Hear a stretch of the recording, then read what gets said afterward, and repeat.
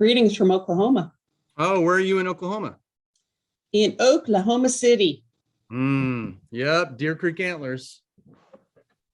Deer Creek, huh? Yeah, that's my alma mater.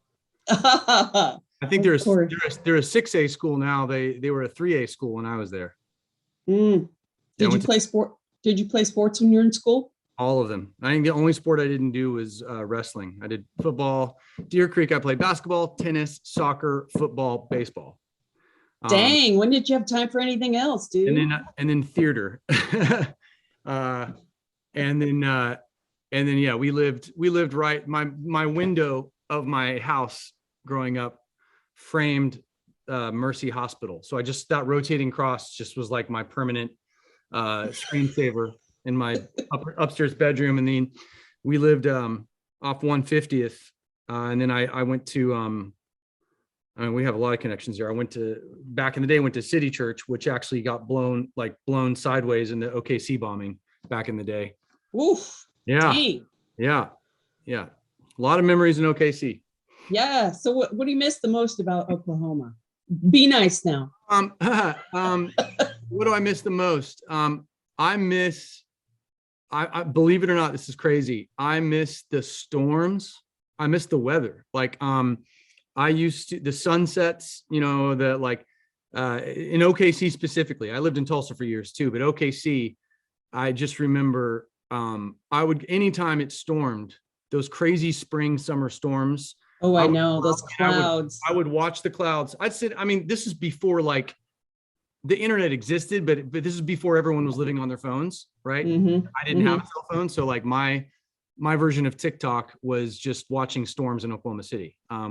We would all stand outside and we'd set chairs out in our backyard, and for hours, we'd just watch the clouds boil. We try to, guess, is there going to be a tornado? I probably saw 6 or 7 tornadoes when I was there.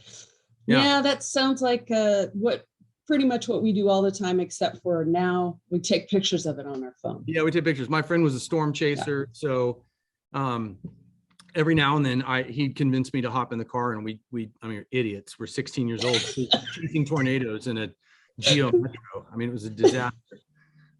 Geo Metro? I miss that. I miss my metabolism. When I lived there, I'd go to Big Ed's Hamburgers and I would crush a double, like the biggest cheeseburger that Big Ed's, I think there's only 1 or 2 locations left, but Big Ed's used to be one near our house, and we'd go to Big Ed's and I'd knock back 1,500 calories in 20 minutes, and then like it didn't even affect me. So like I miss my metabolism from Oklahoma City. That's awesome. Deer Creek was a lot of fun. It was Deer Creek. It's funny. Varsity Blue came out, the movie. And after I graduated, and I was like, oh my God, that's Deer Creek. That's literally like Friday Night Lights. It was very much like it. When I went there, the captain of the football team dated the captain of the cheerleading squad for like my sophomore, junior year. So there's a lot of cliches for sure when I was out there, but I had some good memories and some great teachers, and my theater teacher who's passed away, Dixie Jordan, she's the reason I ended up pursuing acting and then music. So she played a very big role in me actually being where I am now. I honestly don't know if I would have gone for it had I not met her when I was like 14. Dang, that's cool. Yeah. So tell me, I've always been curious about this. When you're writing a song, is it like you're coming up with the lyrics and you can hear the song playing in your head, or do you hear the lyrics first and then just sort of?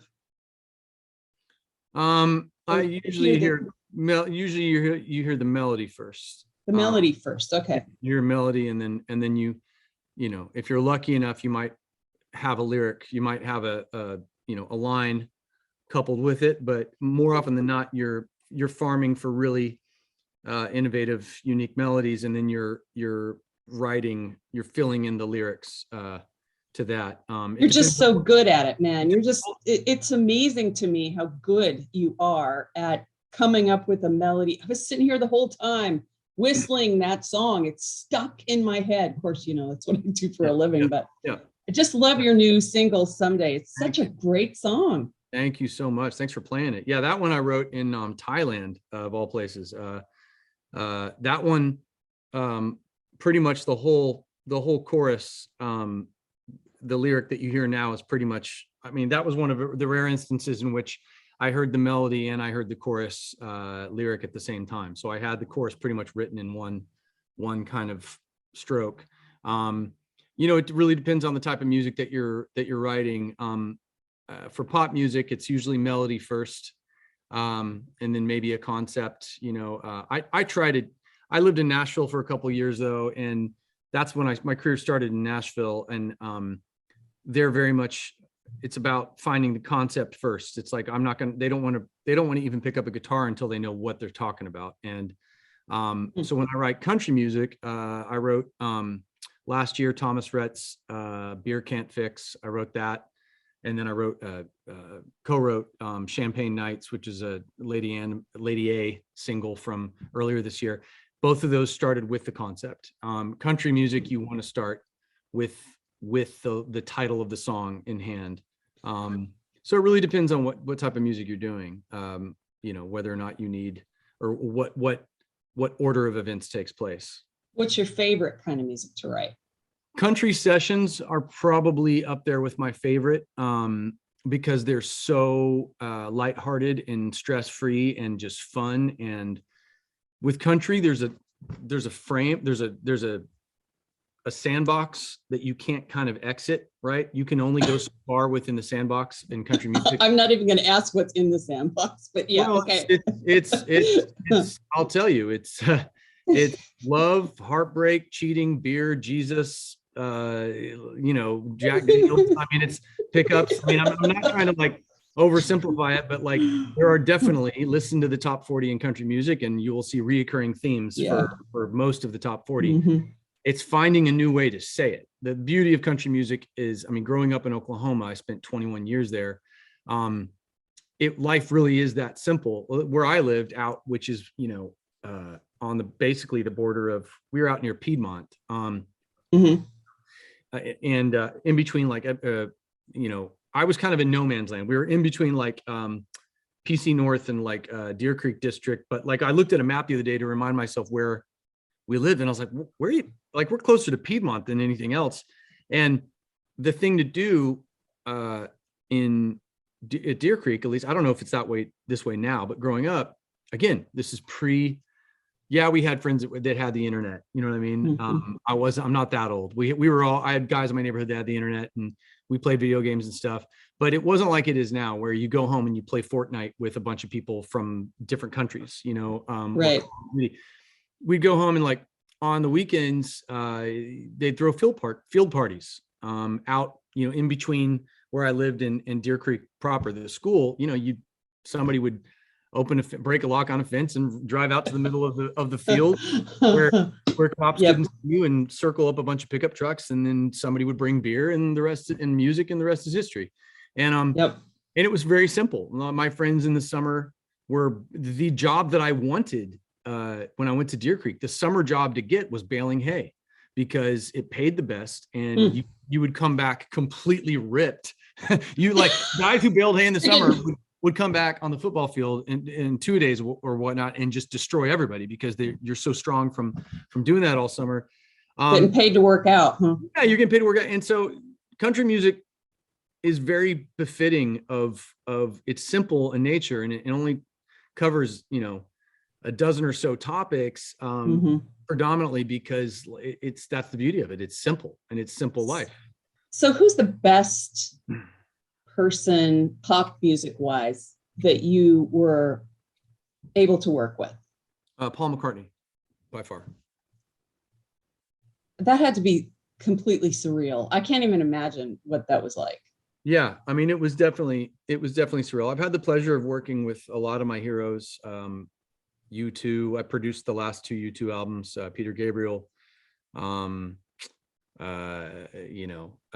most of the artists that I've looked up to or worshipped, I've worked with. But McCartney was definitely, he took the cake for sure.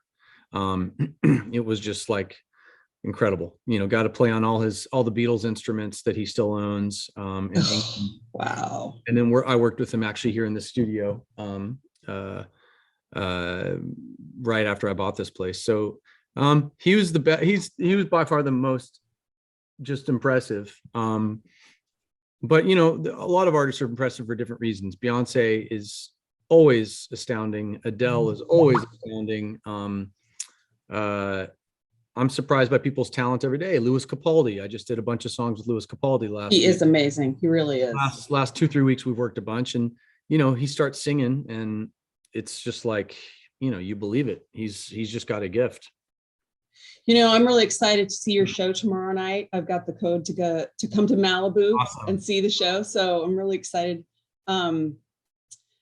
What are you most looking forward to for that show?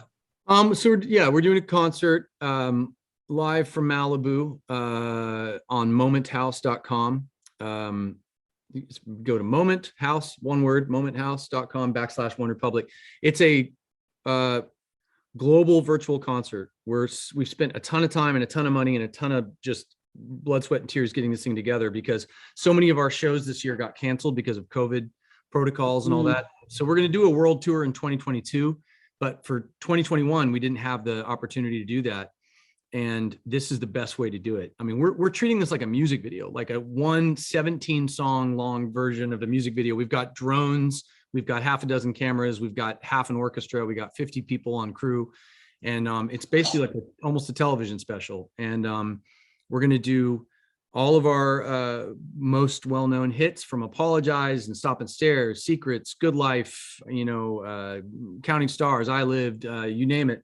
And then we're doing a bunch of songs off the new album as well. So this is our one shot to actually promote the album that we put out a month ago and actually perform it on this side of the calendar. So yeah, and it gives us the opportunity to be a fly on the wall too, when we obviously can't all travel to Malibu, but hey, we're going to be there. You're going to be there, and there's no telling what might happen. They got rattlesnakes and tarantulas and helicopters. So Woo! it's going to be hopefully, I mean, it was pouring rain yesterday in LA, so hopefully it's not dumping on us tomorrow. Well, we've got tornadoes coming tonight. So, hey, beautiful. Seen plenty of tornadoes for one lifetime. Well, good luck for your show. Oops, I'm not supposed to say that. Break a leg. Show. Sure.